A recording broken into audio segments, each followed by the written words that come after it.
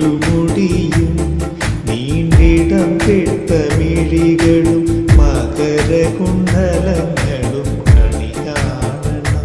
Krishna Krishna Mukunda Janardhana Krishna Govinda Narayana Hari Achuthananda Govinda Madhava Sachidananda